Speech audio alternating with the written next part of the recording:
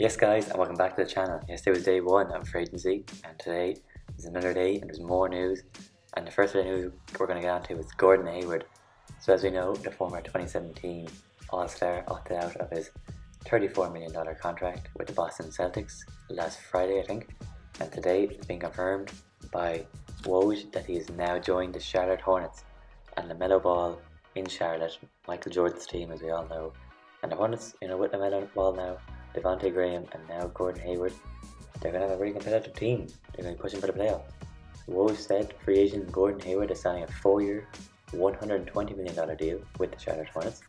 And he just goes on to say about how the Hornets were close to signing him in 2014, but the Jazz matched their offer, so he's stuck with Utah, ended up in Boston, stayed there for a couple of seasons, got a bad injury, is not in the rotation, not in the starting five anymore, and has moved on, opted out of his $34 million contract, and is now a Charlotte Hornet. So let's get on to Hayward's stats. Last year he averaged 17.5 points per game, 6.7 rebounds and 4.1 assists, shooting 38.3% from the 3-point line, 50% from the field, and 85.5% from the free throw line. And he's just only gone 30 years old, and we're signing a 4-year deal. The Hornets are going to get the rest of his prime, and they're going to have a very good chance of being competitive now with LaMelo Ball, Devontae Graham, Gordon Hayward, former All-Star, an absolute scorer in Gordon Hayward. LaMelo Ball, good passer, can score, 6'8", he's tall, point guard, and of course you got Devontae Graham as well. So all Michael Jordan's here now, and their GM surround his team with good role players, and they'll be competitive next year in the East, and hopefully for a Hornet you might get into the playoffs. So, and Boston fans, what do you think about this deal? We've lost Hayward for nothing, opted out of his $34 million contract, was a save at Boston, and how are they going to replace him? On to the next bit of business. Fred VanVleet, the Toronto Raptors point guard, rumoured that he might be going to the Knicks, might stay with the Raptors, go to the Clippers. He signed a 4-year, $85 million contract with the Toronto Raptors. As Shams has said, he signed a $4 million deal, worth $85 million, and he's going to be staying as a Raptor.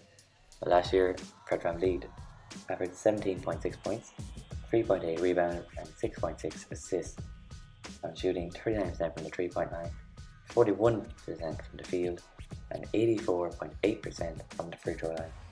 And he's only just gone 26 years old, so the Raptors are going to get his prime from 26 to 30.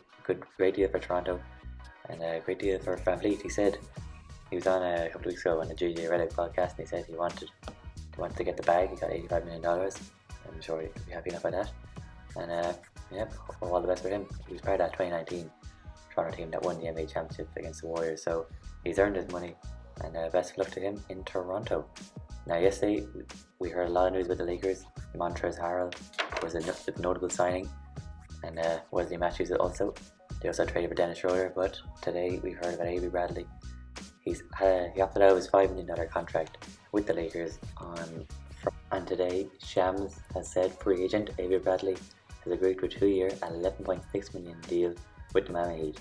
And he's also going to say Bradley was sold on the Heat culture, and Pat Riley and Jimmy Butler recruited him to the Heat from LA.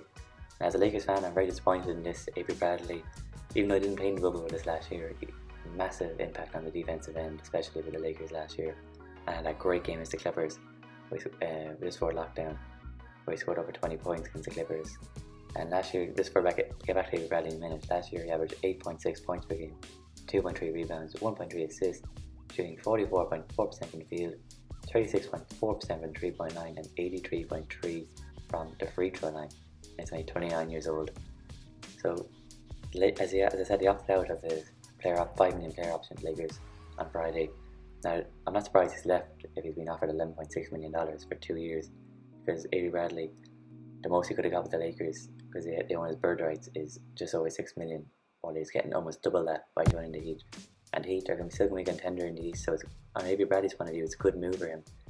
Still remaining with a contender, getting paid, getting 2 years, and Jimmy Butler has done a great job with the Heat last year, and Pat Riley especially. So, Avery, I would love to keep him, but I trust Rob Pelinka's done some great moves so far this offseason. We'll replace him fully, and best of luck to Avery Bradley next year.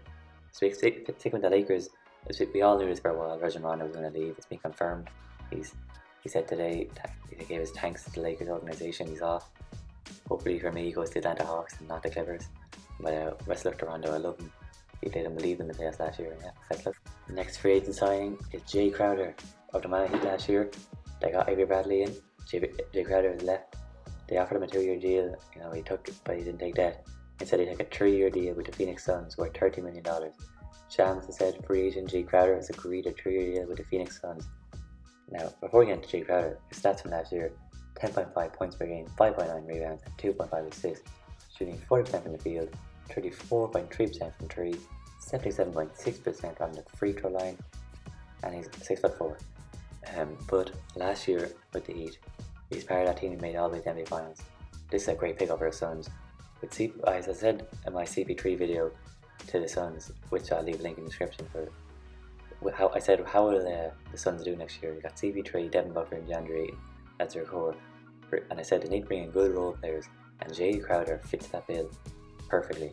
It's a great pickup for the Suns, and I expect, unfortunately with Clay's injury, the Warriors are not in contention anymore, but I expect the Suns being the top 4 teams, maybe even top 3 teams, between them and Nuggets, the top 3 in the West. I expect big things for the Suns next year, and they gotta make the most out of this. They got CP3 for at least a year, Jay Crowder, Devin Booker, and DeAndre Ayton. Big pickup for the Suns, and Jay Crowder means a lot to the team. He's a big fighter, he'll work for everything. He can shoot the 3 a bit, and he can play good defense. So good luck to the Suns next year. Now, more Laker news. Marcus Gasol has been the Lakers are interested in Marcus Gasol to replace Dwight Howard, which they need to do. They brought Trent Montrez in. We could do with one more center, but a center that I did want was Marcus Cousins, and hope we will still get him. But I said that Houston Rockets have spoken to Marcus Cousins earlier on today, so hopefully from a Lakers point of view that he comes to us. But I'm wishing all the best of Boogie after all his injuries he's had. And one last bit of trade news. I want to mention this because I've seen on videos Jeff Green is being linked to the Lakers, as kind of replacement for Danny Green. Well, Shams has said free agent Jeff Green has agreed a deal with the Brooklyn Nets, so that's staying off the table if he wants them at the Lakers. And the Nets start bringing in some good shooters. Anyway guys, that's the end of the video. Make sure to turn on your notifications first of all. There will be plenty of videos out over this off season. Make sure to like the video as well and subscribe. Yeah, I'm out of here.